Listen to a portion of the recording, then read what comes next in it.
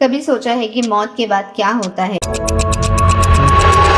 جب ہمارے اپنے بھی ہمیں چھوڑ کر چلے جاتے ہیں اور قبر میں صرف اندھیرا ہوتا ہے، یہیں سے ایک الگ سفر شروع ہوتا ہے جسے برزخ کہا جاتا ہے۔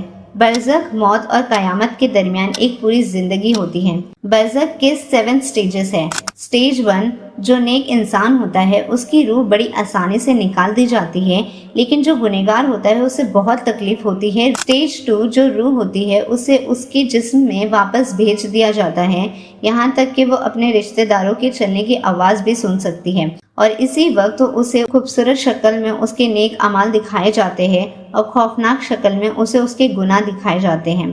سٹیج 3، اب 2 فرشتے منکر اور نکیر اس کی قبر میں آتے ہیں اور اس شخص سے 3 سوال پوچھتے ہیں: تیرا رب کون ہے، تیرا دین کیا ہے، اور تیرا نبی کون ہے؟ سٹیج 4، صحیح جواب دینے پر اس شخص کی قبر کو ایکسپانڈ کر دیا جاتا ہے اور غلط جواب دینے پر اس کی قبر تنگ کر دی جاتی ہے۔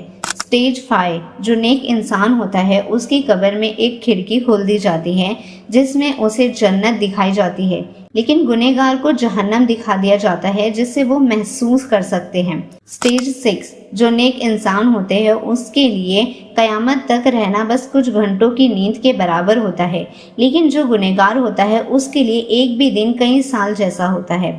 سٹیج 7، آخر وہ وقت جب حضرت اسرافیل علیہ السلام سور پھونکتے ہیں اور نیک انسان بڑی سکون کے ساتھ قبر سے نکلتا ہے اور گنہگار خوف کے ساتھ۔ اللہ ہم سب کو قبر کے عذاب سے بچائے، آمین۔